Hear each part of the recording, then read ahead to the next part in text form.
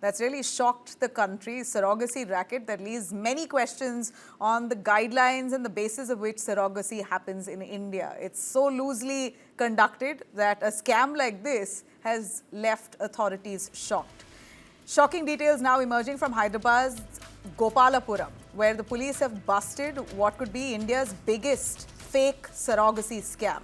9 more criminal cases have been filed against this surrogacy center and those people involved in connection with this racket. Here's how it really worked. If I could give you a detail on the modus operandi. Couples who are desperate for a child were targeted by the staff of this surrogacy clinic, Universal Srushti Fertility Centre, which is established not just in Hyderabad, in Vijayawada, Secunderabad, Visakhapatnam and Kondapur. In fact, they charged couples lakhs of rupees to get a baby, which many couples believed was their own baby, because either through egg freezing or IVF, they wanted to have a child because they couldn't have it naturally. And the clinic promised them to have their child, and they charged them about 35 lakhs for that, for legal surrogacy procedure. And 9 months later, these families find out, especially one of the families found out, that the baby was not theirs because they carried out a DNA test. And that's when the lid blew off this racket. In fact, this surrogacy racket now suggests how multiple couples were defrauded in such a fashion. The clinic and that hospital there kept agents, and these agents were paid fixed prices to bring babies to the clinic. 3.5 lakhs for a girl, 4.5 lakhs for a boy. So these agents had to bring these babies to the fertility clinic, and these babies came from many families who were distressed, did not have money, or did not want to keep the child, or whatever reason, who basically were willing to give their child away. We're not even sure if there are cases of human trafficking here. If illegally babies were brought into this clinic and given to other families for money, that is also being explored by the cops. But that's it. You have this clinic there in the name of surrogacy carrying out this racket for lakhs of rupees. So they've earned, it's a crores of business that this fertility clinic really indulged in by cheating people in the name of surrogacy. So fake DNA reports were created by this clinic. They would say it's your baby, it's basically your egg, your sperm, whatever, and the baby is yours. But a DNA report finally that came out convinced the parents that the baby wasn't theirs. So one case that was exposed eventually led to multiple couples coming to the forefront and claiming that they have also got their tests done, and the DNA suggests that the baby is not theirs. So this is certainly absolutely shocking how under the nose of authorities a racket as big as this has happened in Hyderabad. In fact, it's ironic how family members, many of them suspected that the child did not look like them, their features were entirely different, but yet did not get it tested. But after this racket came to fore and some media exposure happened, that's when families decided to check, and almost 8 families we hear, at least for now that the names have come out, 8 families have come forward to file complaints claiming exact same thing, that the DNA match has not happened for their child. Very sad. Wonder what happens to those families who have that child already, who've been caring for that child at this point. But this really exposes the underbelly of the fertility business in India, which is on the rise. You have fertility rates dropping and these fertility clinics minting money in the name of IVF and egg freezing and surrogacy and whatnot. And here you have a clinic that's been busted for carrying out an outright scam.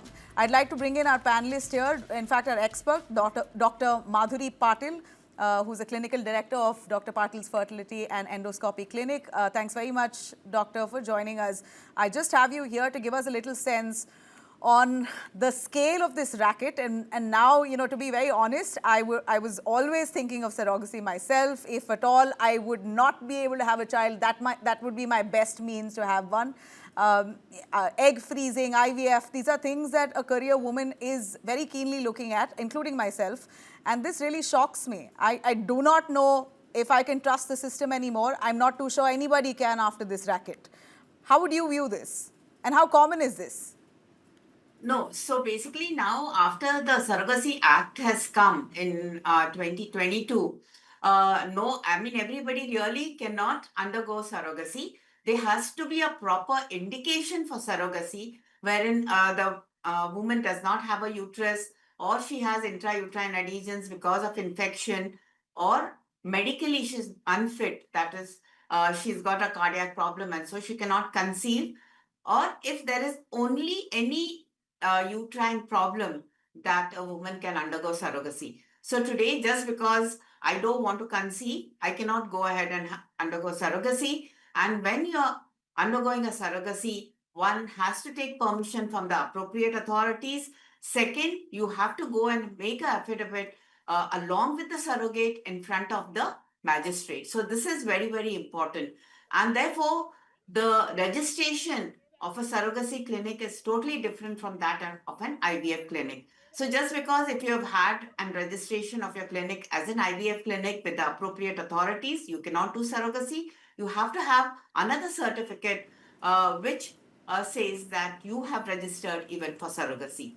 And today, no international person can come to India and undergo surrogacy. It can be done only for the Indian couples. And second, it can be done for overseas card Overseas holders Indian. of India. I just want to ask Ms. Madhuri, I agree. I mean, you can't just walk into a clinic and say, I want to have a baby through surrogacy because you can't have, because you don't want to have a child.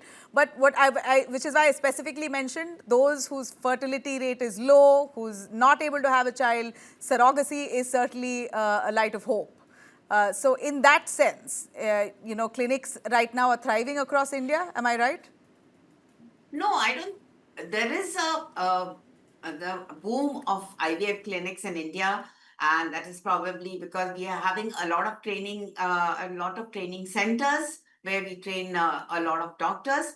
Like during our time, almost about 25, 30 years back, if we had to train, we had to go abroad, and then only we could start an IVF clinic. But now we have a lot of university-run programs. We have the national board-run programs, and therefore there are many students who are coming out who have done their fellowships in reproductive medicine, and therefore there's a bloom of clinics.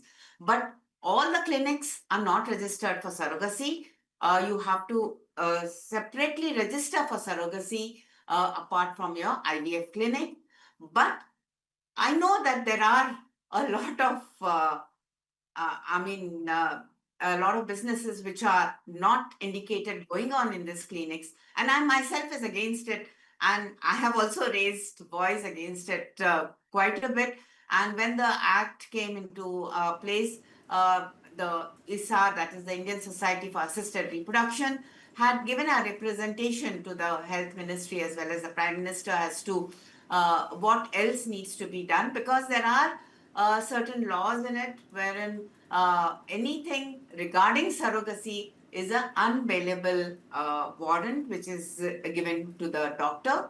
So one has to really prove themselves that they've not done something wrong. But this, what has happened in Hyderabad, is totally wrong. Yeah. And I don't think You know, it should be done. that's So, precisely my point. I'm yes, speaking of people who are in need of help. Where do yes. they go? What's really the level of you know, indicators or proof that one should have before you actually agree with a clinic? Yeah, I mean, you should look at the reputation of the clinic as well as the doctor. I mean, Okay. that's very, very important, I think. Otherwise, can you upfront ask the licenses that the clinic holds or the hospital holds? I think it is the doctor's conscience which has to be really looked at, and how ethical that person is. Yeah, just a quick question. Can you get a DNA test done before the child is born? No. Is there a possibility to ascertain that No. the child who's in the womb of the surrogate mother, can you check if that child is indeed yours before the birth of the child? It can be done only after the birth. And I think because Only all after these, birth. yeah, because all these rackets are there, therefore you have to basically, check the DNA nowadays. After And birth, you check the DNA and only then claim the yes, baby. yes, yes. I think that's very, very important. I think there are many people doing many unethical No, things it's for so money. sad, ma'am. I'm just really thinking of whatever happens to the children now. You know, many families who say that the baby is not mine now. I've just found out the DNA does not match. Yeah. I just hope they don't abandon the child, you know. No, so actually, when we had a meeting with the health secretariat, when both the IVF Act as well as the ART Act as well as the Surrogacy Act came into place, They said that they had planted several people in all these surrogacy clinics. Then they had met the children born out of surrogacy, and they've also met the surrogates. So what they gathered from the information from this is that there were many children who were surrogates, and then the intended parents did not look after them, and they were just abandoned, and they were in Yeah. shelter homes. Then also the surrogate mother said that they said they would be paid so much, but they were not paid. And then how their children and their families suffered, but they did it for money's sake. But today, according to the law, commercial surrogacy is not allowed in India. Okay. It has to be altruistic, and the intending couple should take care of all the medications and all the other things Got which you. are the it needs. Plus, they have to make an insurance for 36 months for the surrogate after, if at all, there are any postpartum complications which the surrogate has. Thank you very much, Dr. Madhuri. I really appreciate your time and your insights on the story.